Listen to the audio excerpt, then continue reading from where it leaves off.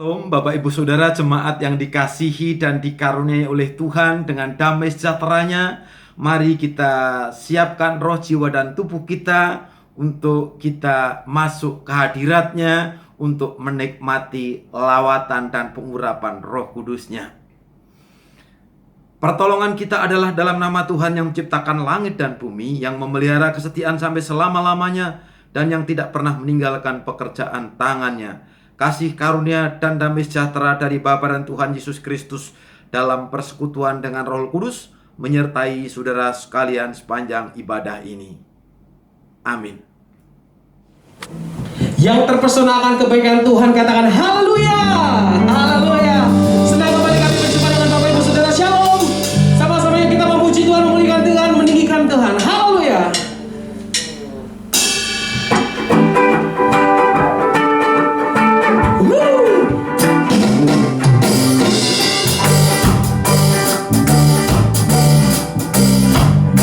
Di minggu yang kedua di bulan November ini kita mau bersukacita. Kita percaya ada pertolongan untuk setiap kita yang percaya. Katakan amin.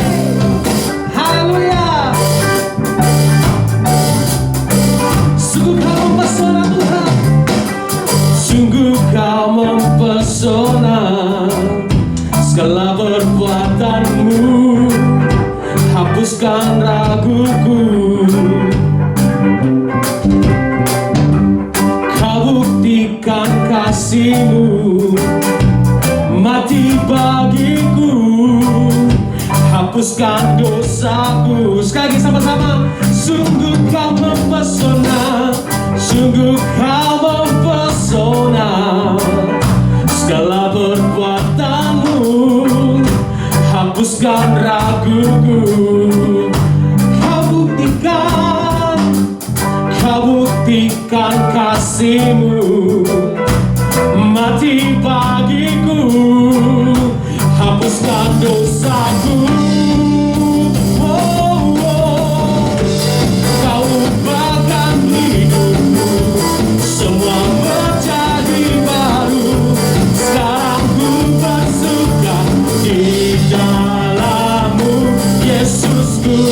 Kau jagai hidupku, melangkah di jalan-Mu, sampai ku terima mahkota bagi kehidupanku. Yang bersukacita katakan haleluya. Bersama dengan jemaat Tuhan yang ada di rumah, kita membenari buat Tuhan. Sungguh kau mempesona, sungguh kau mempesona. Segala perbuatanmu hapuskan raguku. Amin. Kau buktikan kasih-Mu, mati bagiku, hapuskan dosaku. Kau bersukacita sama-sama. Kau ubahkan hidupku, semua menjadi baru. Sekarang ku bersuka di dalam-Mu, Yesusku. Kau jagai hidupku, melangkah di jalan-Mu, sampai ku terima mahkota kehidupan. Semua kau ubahkan hidupku, semua menjadi baru. Sekarang ku bersuka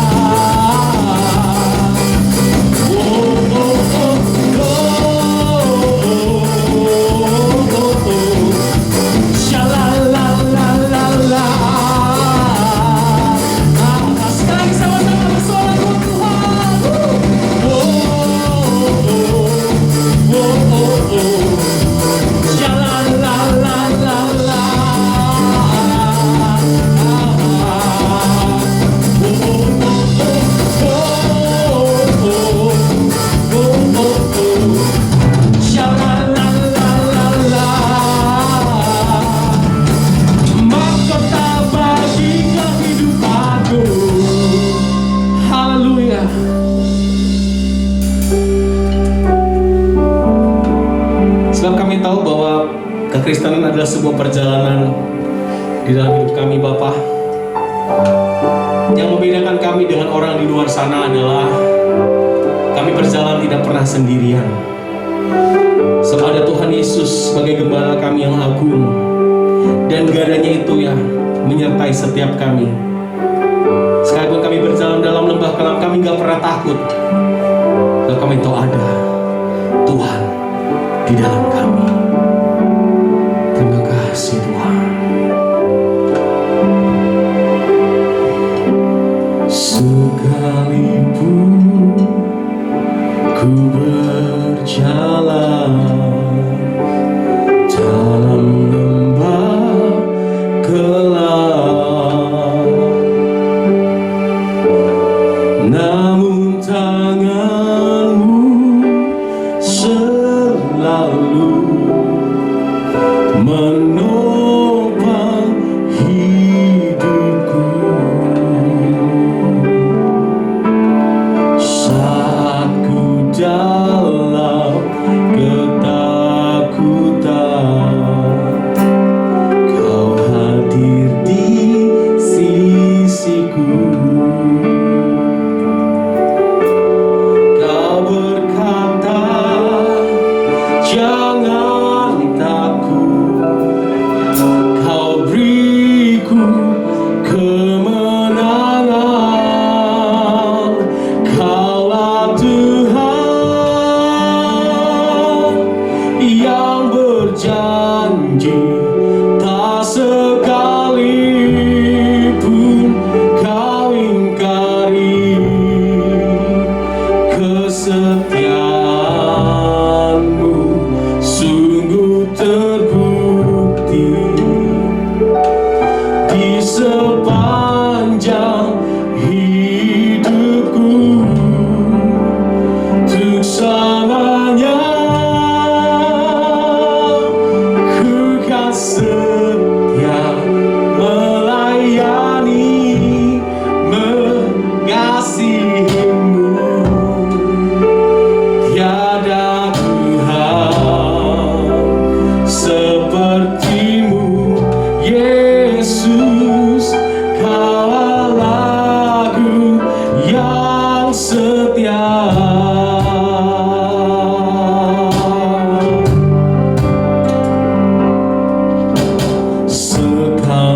Sekalipun ku berjalan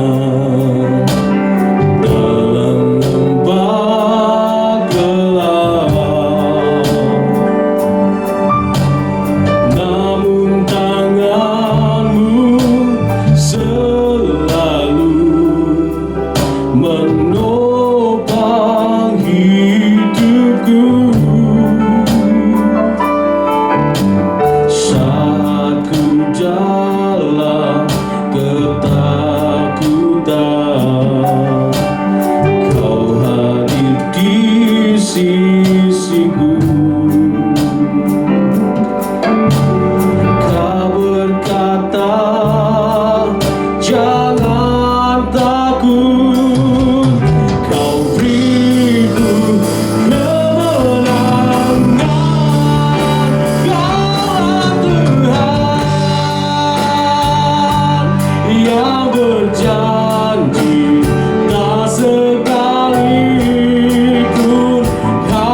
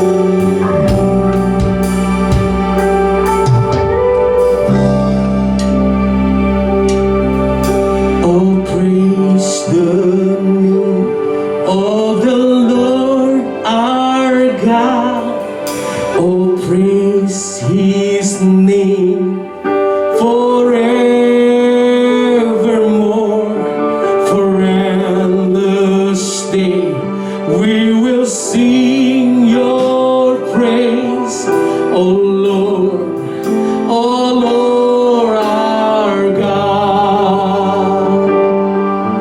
Oh, praise the name of the Lord our God. Oh, praise his name forevermore.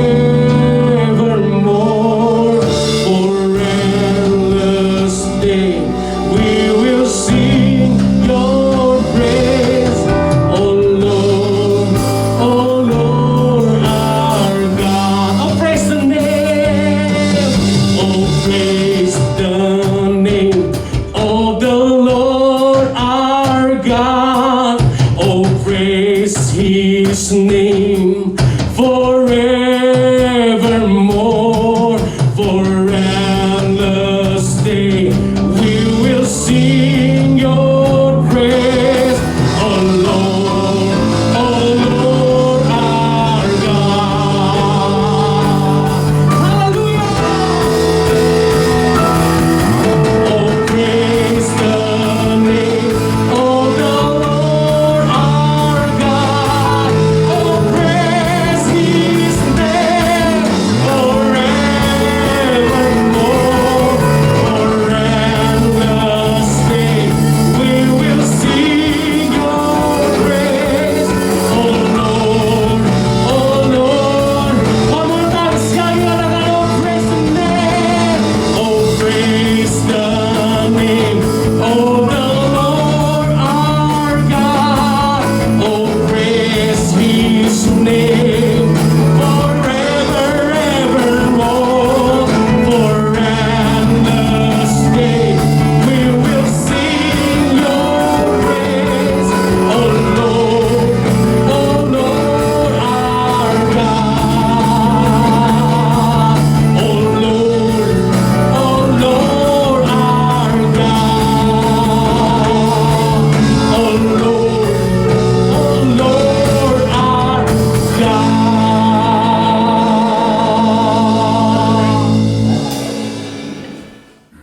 Salam Bapak Ibu yang dikasihi Tuhan. Kita bersyukur pada kesempatan yang sungguh luar biasa ini. Kembali kita boleh bersama-sama untuk belajar dan merenungkan kebenaran firman Tuhan. Mari Bapak Ibu, sebelum kita belajar kebenaran firman Tuhan, kita akan bersama-sama berdoa. Bapa, kami mengucap syukur kepadamu, Engkau Allah yang baik. Kalau kami boleh sehat seperti kami sehat hari ini, kami boleh ada seperti kami ada hari ini, semua karena anugerah kemurahan daripada Tuhan. Kami sungguh bersyukur ya Tuhan, Engkau terus memberkati kami, memberikan perlindungan kepada setiap kami, dan kami mau mengucapkan syukur di hadapan Engkau, dengan kami mau lebih sungguh-sungguh lagi mengiring Tuhan, melalui setiap kebenaran firman Tuhan yang Tuhan tanam dalam hidup kami, supaya kami semakin hari semakin mengerti rancangan dan kehendak Tuhan atas hidup kami. Terima kasih Bapa, di dalam nama Tuhan kami Yesus Kristus kami berdoa dan kami mengucapkan syukur. Haleluya. Amin. Bapak Ibu yang dikasihi Tuhan, hari ini kita belajar sebuah tema tentang pembentukan Tuhan dalam hidup orang percaya. Pembentukan Tuhan dalam hidup orang percaya. Mari kita belajar di dalam Ibrani pasal 12 ayatnya yang ke-10. Ibrani pasal 12 ayatnya yang ke-10, demikianlah bunyi firman Tuhan. Sebab mereka mendidik kita dalam waktu yang pendek, sesuai dengan apa yang mereka anggap baik. Tetapi Ia, Tuhan, menghajar kita untuk kebaikan kita, supaya kita beroleh bagian dalam kekudusannya. Haleluya. Puji nama Tuhan. Tadi dikatakan dalam firman Tuhan bagian terakhir bahwa Ia, Tuhan kita, Allah kita, menghajar kita. Untuk apa? Untuk kebaikan kita. Supaya kita beroleh bagian dalam kekudusannya, dalam kekudusan Allah. Bapak Ibu yang dikasihi Tuhan, Hidup kita adalah sebuah proses. Hidup yang berproses terus-menerus. Sekarang ini kita belum finish, belum selesai.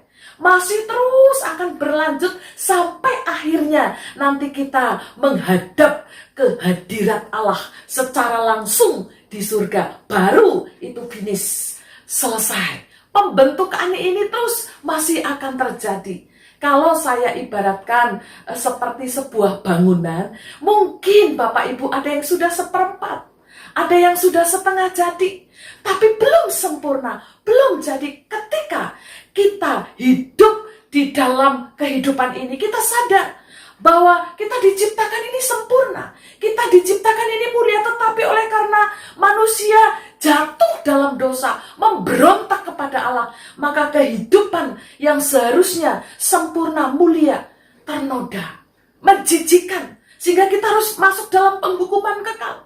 Tetapi kasih Tuhan yang luar biasa, Dia tidak membiarkan kita dihukum, Dia tidak membiarkan kita binasa. Dia begitu mengasihi kita. Dia memberikan hidupnya kepada kita. Ketika saudara menjadi orang percaya, mengakui bahwa Yesus adalah Tuhan, dari mulai hari itu Tuhan rindu memproses hidup saudara. Tuhan punya kerinduan, keinginan, ingin membentuk hidup saudara menjadi lebih baik lagi. Karena itu jangan pernah bosan hidup dalam pembentukannya Tuhan. Bapak Ibu, ketika saudara mau dibentuk dengan sungguh-sungguh dan rela, dan saudara menuruti akan pembentukan Tuhan, maka yang akan terjadi adalah saudara akan menjadi dewasa dalam Tuhan. Dewasa dalam iman. Dewasa dalam iman bukan sekonyong-konyong, bukan tiba-tiba menjadi orang baik. Hari ini bertobat, besok menjadi orang yang hebat. Bukan, hari ini bertobat, besok jadi malaikat. Tidak, itu membutuhkan sebuah proses dan pembentukan. Mungkin ada yang sekian waktu, mungkin ada yang pendek, ada yang panjang, tetapi tujuan Tuhan untuk membentuk saudara, memproses kita, menghajar kita, supaya ada sesuatu yang berubah dalam hidup kita. Bapak Ibu yang dikasihi Tuhan, di dalam firman Tuhan, di dalam sejarah daripada Alkitab yang kita percayai, ada banyak tokoh-tokoh iman yang menjadi teladan iman bagi kita.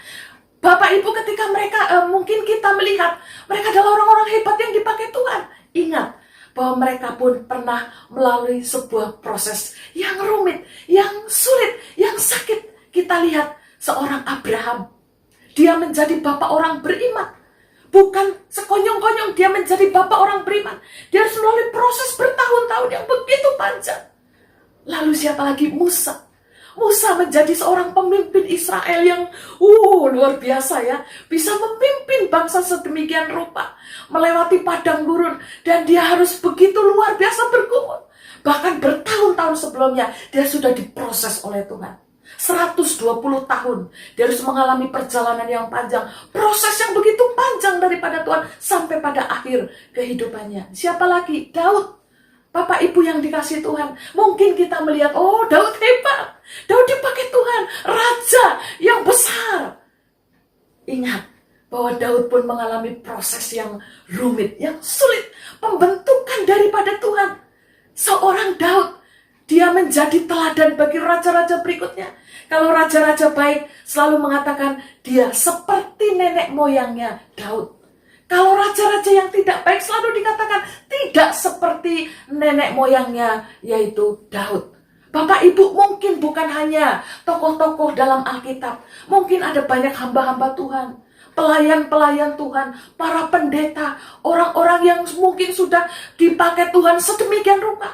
Mereka menjadi terkenal, mereka menjadi hebat, dipakai Tuhan, diurapi Tuhan. Ingat bahwa mereka juga pernah menjalani yang disebut proses pembentukan oleh Tuhan. Atau mungkin sahabat-sahabat kita, saudara-saudara kita, teman-teman kita, atau mungkin bahkan diri kita sendiri. Dulu kita mungkin pernah mengalami yang disebut proses pembentukan, atau hari ini sedang mengalami, atau mungkin hari-hari berikutnya kita akan mengalami yang disebut pembentukan.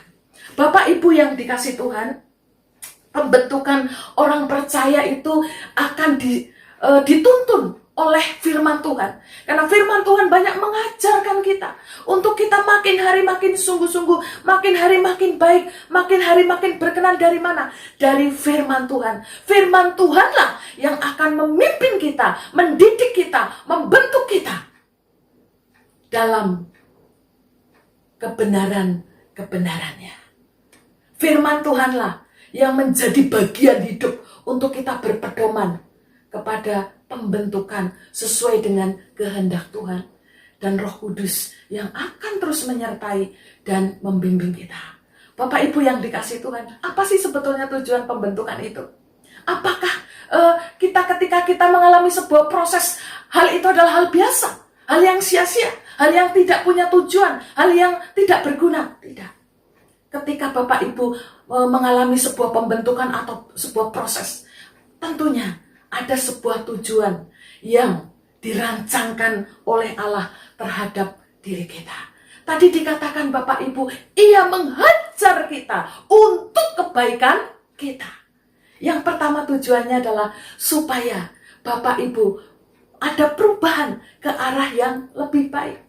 Untuk kebaikan kita. Tadi ayat yang ke-10 Ibrani 12. Dia menghajar Bapak Ibu. Dia membentuk Bapak Ibu. Dia membentuk hidup kita.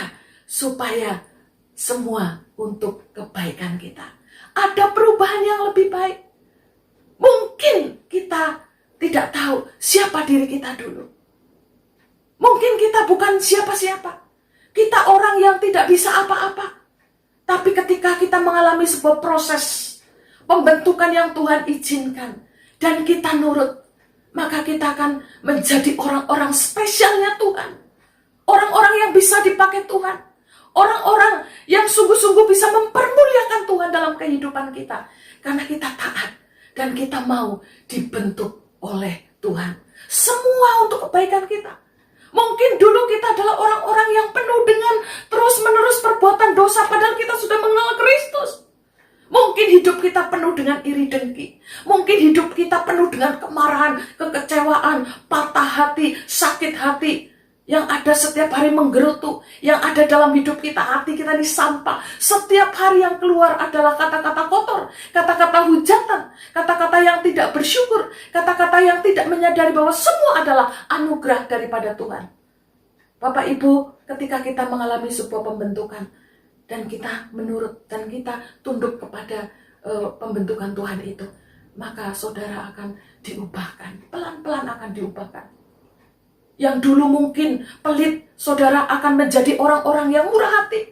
Yang dulu mungkin sombong, saudara akan menjadi orang yang rendah hati. Yang dulu mungkin saudara merasa lebih hebat dari yang lain. Mungkin dulu saudara pemarah, menjadi peramah. Yang dulu mungkin saudara pendendam, saudara selalu punya kehidupan yang berpusat kepada dirinya, egois. Tapi mulai memperhatikan lingkungan sekitarnya. Ada tujuan daripada Tuhan ketika engkau dibentuk. Lalu tujuan yang kedua apa Bapak Ibu? Tujuan yang kedua adalah karena kasih dan kebenaran Allah yang rindu dinyatakan. Kasih dan kebenaran Allah yang rindu dinyatakan. Saudaraku, ketika engkau dan saya sadar bahwa manusia ini sesungguhnya adalah orang yang berdosa. Kita tidak layak masuk dalam hadirat Allah, masuk dalam kekudusannya Tuhan. Tetapi firman Tuhan dikatakan Ia menghajar kita selain untuk kebaikan kita, supaya kita mendapat bagian dalam kekudusannya. Itu adalah bentuk dari kasih Tuhan. Dia tidak mau kita binasa. Dia tidak mau kita ada dalam penghukuman yang kekal. Tuhan ingin Bapak Ibu, saudara masuk di dalam kehidupan kekekalannya Tuhan. Berbahagia di sana, bersukacita bersama dengan Tuhan. Karena itu dibenerin di sini. Di dunia ini. Mungkin secara dunia, ketika kita hidup foya-foya, kita hidup dalam dosa, kita hidup happy-happy, kita hidup terus dalam kesenangan. Keinginan duniawi. Tetapi kelak di surga tidak ada tempat buat kita. Yang ada adalah tempat pembuangan kekal, penghukuman kekal. Yang ada adalah penderitaan selama-lamanya. Tapi berbeda ketika kita mau dibentuk. Kita nurut. sakit, tak enak. Seringkali ada air mata, sedih, sulit. Mungkin kita mengatakan, rumit Tuhan, saya tidak mampu, saya tidak bisa. Tapi saudara mampu melewati bersama dengan Tuhan. Dan engkau keluar sebagai pemenang. Maka engkau masuk dalam kehidupan kekal kelak dengan sukacita, dengan luar biasa, senang yang tidak pernah berakhir, kebahagiaan yang tidak pernah berhenti. Itu adalah tujuan dari pembentukan yang Tuhan izinkan dalam kehidupan kita. Lalu tujuan yang ketiga adalah saudara masih diberikan waktu dan kesempatan oleh Tuhan. Saudaraku, seandainya Tuhan punya harga mati, tidak. Sekali kamu berdosa, sudah tidak mungkin ada kesempatan untuk berubah. Puji Tuhan, Allah kita tidak seperti itu. Selalu diberikan waktu dan kesempatan untuk kita bisa berubah. Dan untuk kita mau berubah ke arah yang lebih baik. Ketika saudara sedang dibentuk, itu adalah kesempatan Tuhan. Supaya kita bisa punya waktu untuk merenung, untuk berbalik, untuk bertobat. Bapak Ibu yang dikasihi Tuhan. Itu yang ketiga dikatakan. Seperti contoh dari bangsa Israel. Kenapa saya mengambil contoh bangsa Israel? Siapa bangsa Israel? Bangsa Israel ini bangsa yang ada di Mesir. Bangsa yang dari awal disertai oleh Tuhan. Bangsa yang dari awal ada Tuhan hadir di sana. Tetapi mereka tidak bisa mengenal Allahnya dengan baik. Mereka tidak bisa beribadah dengan sungguh-sungguh. Mereka tidak bisa berserah sepenuhnya kepada Tuhan. Lalu Tuhan ambil mereka. Tuhan izinkan mereka harus melewati padang gurun. Saudaraku, apakah Tuhan tidak bisa membuat mereka mengambil begitu lalu diletakkan di tanah Kanaan? Bisa dengan kuasanya. Bisa dengan kehebatan Tuhan. Tapi Tuhan tidak lakukan itu. Dia harus melewatkan padang gurun. Berapa? 40 tahun Bapak Ibu. 40 tahun. Bukan waktu yang pendek. Ini waktu yang panjang. Kenapa harus terjadi seperti itu? Karena Tuhan ingin membentuk dan memproses mereka. Ketika mereka ada di padang gurun, sikap mereka, karakter mereka, kehidupan mereka yang tidak baik, yang tidak layak, terus dibuat oleh Tuhan supaya mereka mengerti arti daripada berkenan di hadapan Tuhan. Arti menjadi orang yang baik, arti menjadi orang yang taat, arti menjadi orang yang nurut dan setia kepada Tuhan. Lalu Bapak Ibu, kenapa mereka diambil dari Mesir, lalu ada dalam pembentukan menuju ke tanah perjanjian, tanah Kanaan? Karena kasih daripada Tuhan, karena kebenaran Tuhan dinyatakan. Mungkin selama ini mereka tidak tahu kenapa Tuhan harus begitu. Karena aku mengasihi engkau, aku menyesal engkau, supaya kamu sadar bahwa aku memperhatikan hidupmu, dan aku peduli akan engkau. Mungkin selama ini mereka sesuai dengan kebenarannya sendiri, egonya sendiri, kemauannya sendiri. Tetapi ketika Tuhan yang berperkara, sekarang Tuhan yang akan berkehendak atas hidup mereka. Lalu di padang gurun 40 tahun itu adalah waktu dan kesempatan untuk mereka memperbaiki diri lebih baik lagi, lebih baik lagi. Bahkan anak cucu mereka nanti akan bercerita, Tuhan begitu luar biasa membentuk mereka di padang gurun. Bapak Ibu yang dikasihi Tuhan, Yesaya 55 ayat 8 mengatakan bahwa sebab rancanganku bukanlah rancanganmu, dan jalanmu bukanlah jalanku. Demikianlah firman Tuhan. Mungkin mereka bisa merancang sesuatu yang baik. Mereka mungkin bisa membuat sesuatu yang baik. Tapi Tuhan tetap menjadi bagian terbesar untuk mengubah mereka. Karena rancangan Tuhan, rancangan yang Tuhan buat, itu jauh lebih baik untuk kita. Karena Tuhan tahu dan mengenal setiap Bapak Ibu di hadapan Tuhan. Satu pun tidak ada yang tidak dikenal. Tuhan tahu kita harus bagaimana. Karena itu menurutlah kepada rancangan daripada Tuhan tersebut melalui proses yang Tuhan izinkan. Bapak Ibu, manusia itu memiliki sifat dasar ketika kita sudah jatuh dalam dosa, yaitu apa? Bebal, tegar tengkuk, inginnya memberontak, ingin hidup bebas, tidak ada rasa disiplin. Lalu kita inginnya itu adalah melakukan hal-hal yang negatif, hal-hal yang tidak menyukakan pencipta kita. Tetapi seharusnya orang percaya tidak seperti itu. Harusnya kita hidup dalam ketaatan, menjadi orang-orang yang sesuai dengan firman Tuhan, baik, setia kepada Tuhan, dengar-dengaran akan firman-Nya, mendisiplin diri, sabar, dan lain sebagainya. Karena itu, Bapak Ibu, ketika kita memiliki sifat dasar yang tidak baik, kita akan dibawa menjadi orang-orang yang meninggalkan hal itu. Dan kita akan diubah secara perlahan-lahan menjadi lebih baik. Maukah engkau diubah oleh Tuhan?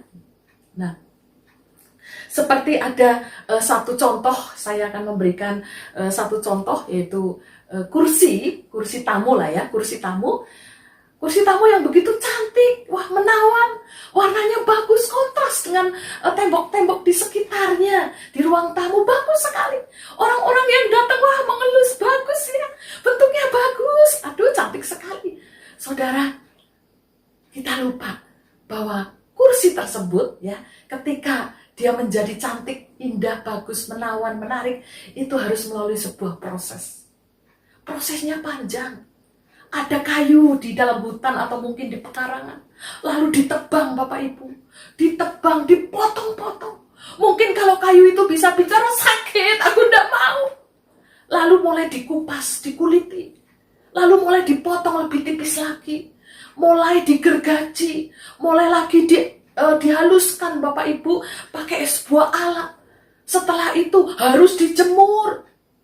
Setelah dijemur harus dipaku, dibentuk sebuah barang yang begitu menarik tadi. Dipaku, mungkin dilem. Setelah itu harus dicat, harus dipelitur. Wah, enggak enak. Lalu masih menunggu waktu. Begitu sudah jadi, wow, cantik sekali. Semua orang memuji dia. Semua butuh proses. Dan tidak boleh iri dengan yang lain. Bayangkan Bapak Ibu, seandainya kursi ini iri dengan lemari. Kenapa saya jadi kursi? Saya capek. Saya terus diduduki setiap hari. Gak ada orang yang memanggul saya. Gak ada orang yang membuka. Hanya duduk, dan duduk. Dia membandingkan dengan lemari pakaian. Kenapa tidak seperti lemari pakaian bos saya? Lemarinya begitu antik, begitu cantik, begitu indah. Ada di dalamnya ada laci kecil-kecil, isinya permata, isinya uang, isinya berlian, isinya barang-barang berharga. Kenapa enggak seperti itu diri saya? Bapak Ibu, selama engkau membandingkan dirimu dengan orang lain, engkau tidak akan pernah bisa menjalani yang disebut keindahan dari hasil pembentukan atau proses daripada Tuhan. Selama kita melakukan hal yang seperti itu, iri hati, ingin lebih yang lain, kenapa tidak seperti yang lain? Engkau tidak pernah bisa bersyukur di hadapan pembentukmu, yaitu Allah. Engkau harus melihat ke atas. Engkau harus bersyukur. Si Mabel ini, dia harusnya bersyukur, saya ditempatkan di tempat yang bagus. Orang bisa duduk di barang yang mungkin fisik yang saya miliki. Saya begitu indah. Bapak Ibu, kita juga belajar seperti ilustrasi ini. Kita melihat pembentuk kita. Kita melihat pencipta kita. Dia luar biasa atas hidup kita. Dia tidak pernah meninggalkan kita. Dan dia adalah Allah yang terus-menerus mau supaya ada perubahan dalam hidup kita.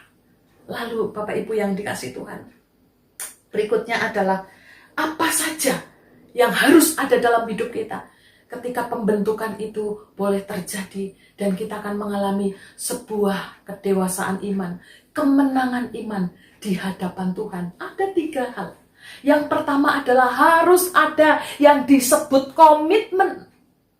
Komitmen, apa itu komitmen? Komitmen adalah satu janji, satu kehendak yang muncul dari diri kita secara rela, secara tulus, secara sungguh-sungguh.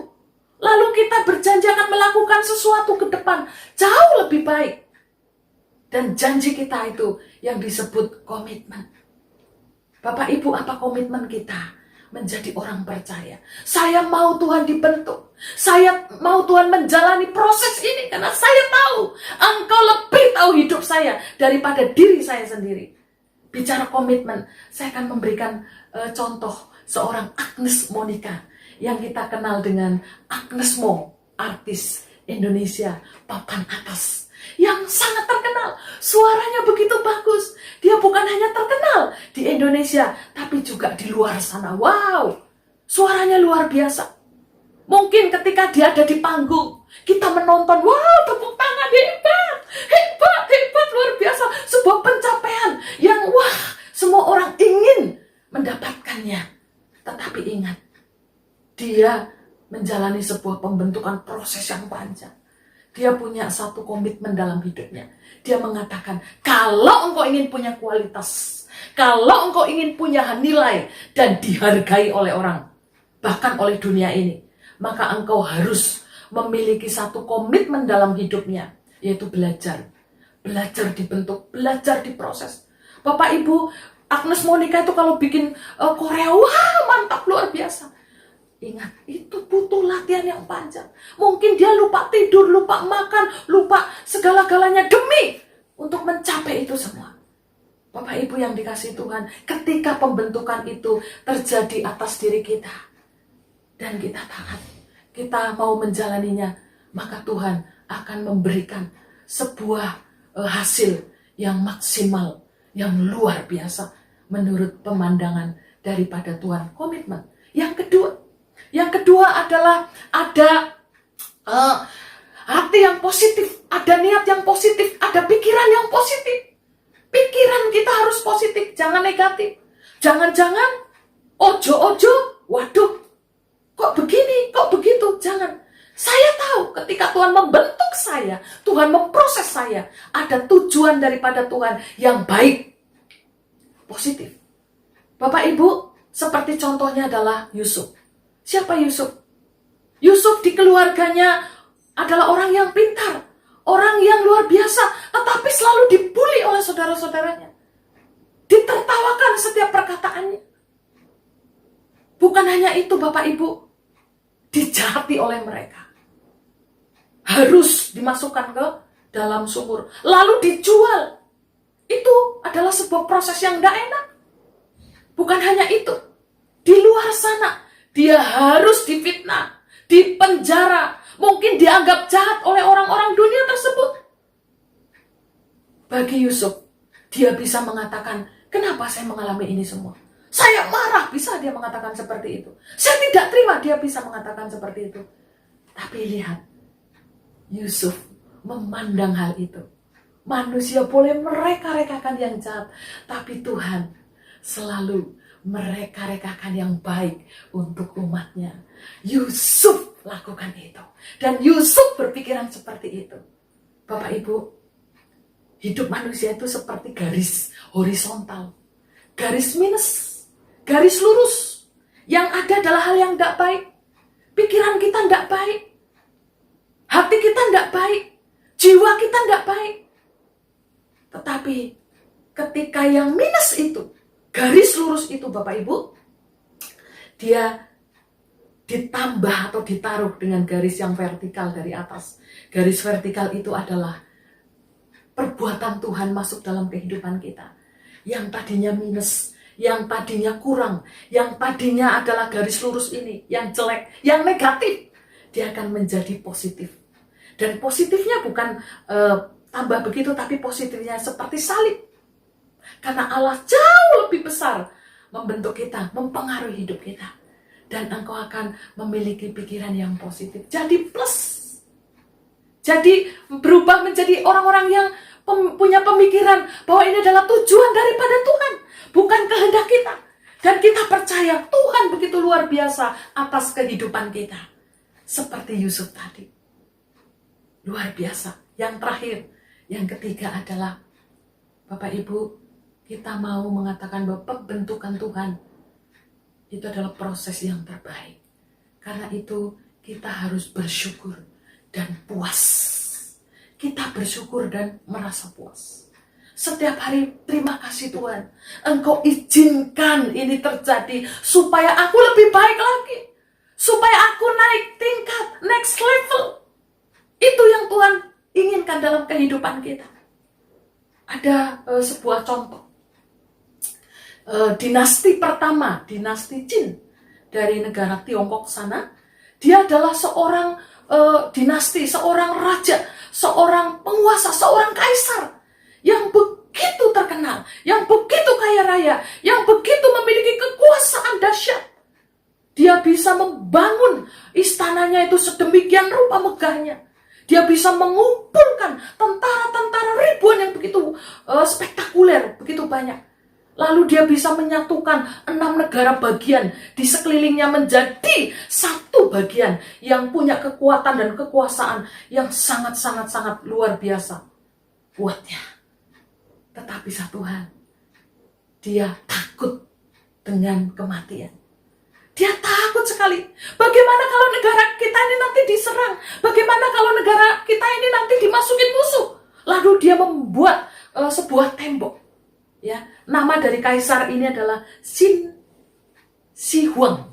Ya, Qin Shi Huang.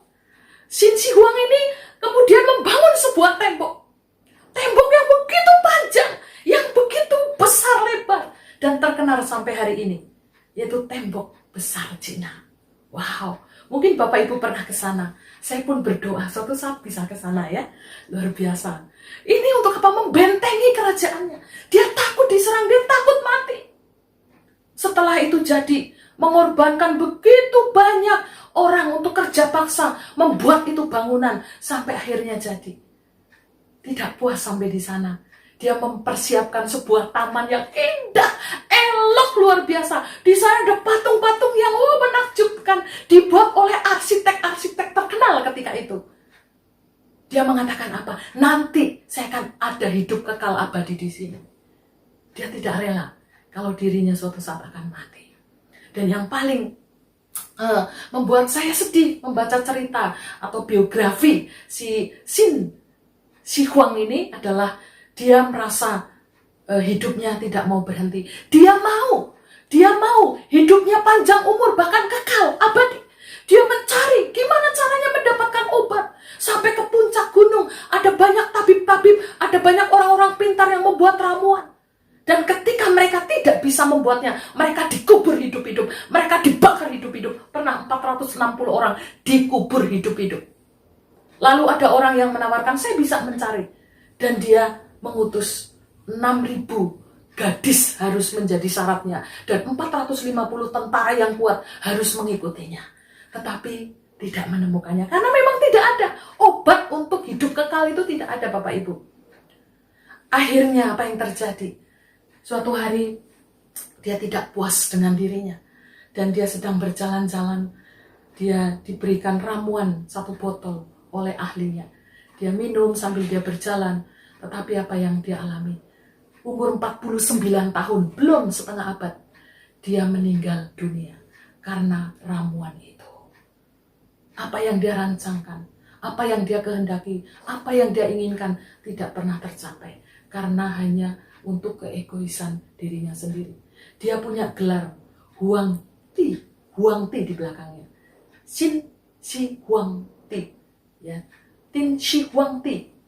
T di belakangnya itu seperti gelar kaisar atau raja yang besar, tetapi sebetulnya mengandung makna seorang dewa. Dia mengangkat dirinya menjadi dewa, menjadi Tuhan.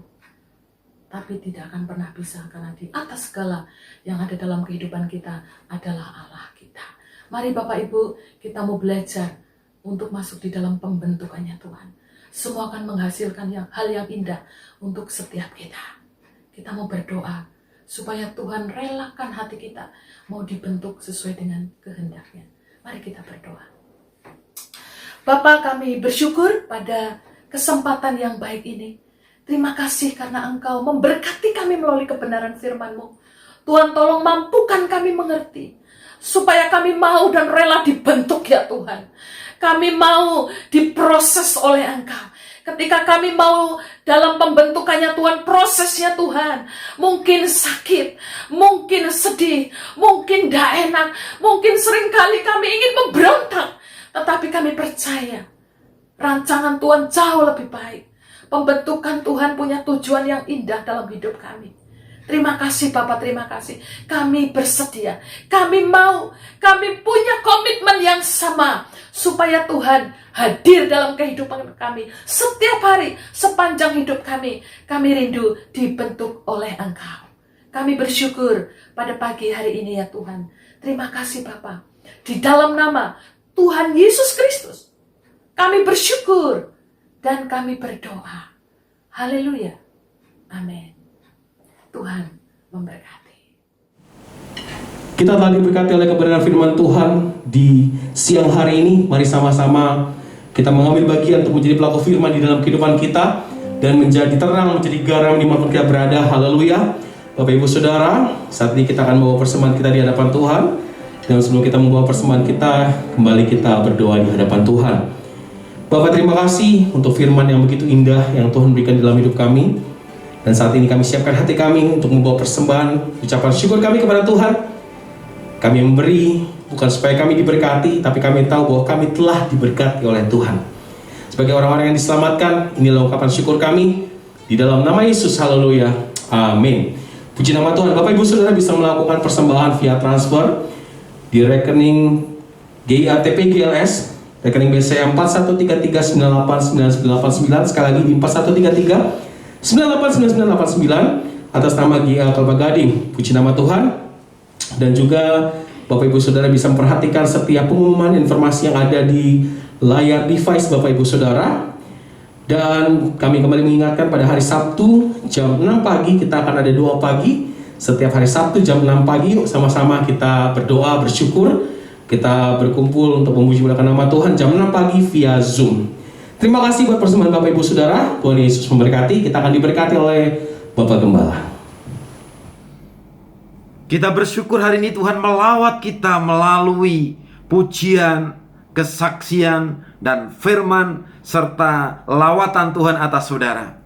Mari kita akan akhiri ibadah ini dengan pengucapan syukur dan tetap berfokus kepada Dia, agar perkenanan Tuhan senantiasa mengalir dalam setiap bagian hidup saudara, jemaat yang dikasih oleh Tuhan.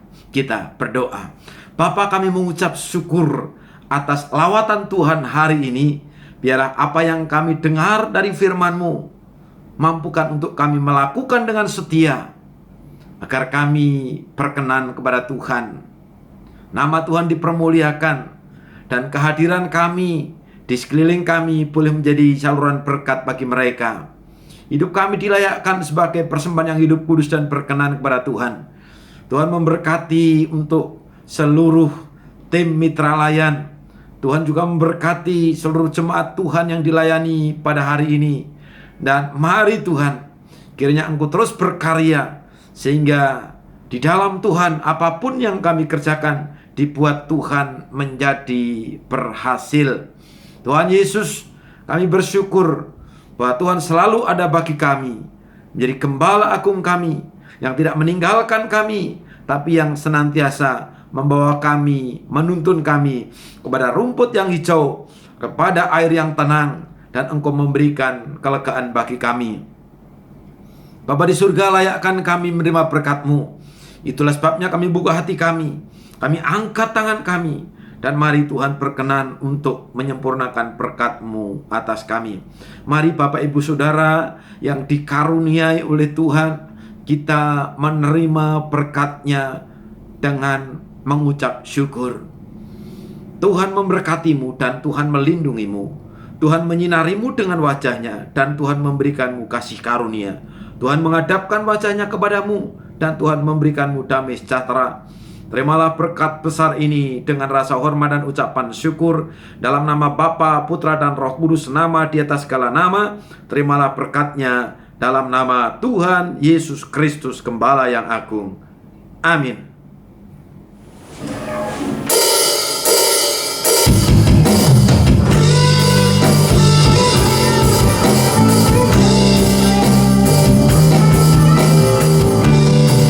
Harapan pandangan kita kepada Tuhan. Bagimu Tuhan seluruh hidupku, pakailah Tuhan bagi kemuliaan-Mu. Genapi seluruh rencana-Mu sampai bumi penuh kemuliaan-Mu. Genapi seluruh rencana-Mu sampai bumi penuh kemuliaan-Mu. Penuh kemuliaan-Mu. Kita ambil saat teduh di hadapan Tuhan. Ibadah kita telah selesai. Sampai berjumpa kembali. Tetap sehat dalam Tuhan. Tuhan Yesus memberkati setiap kita dan shalom.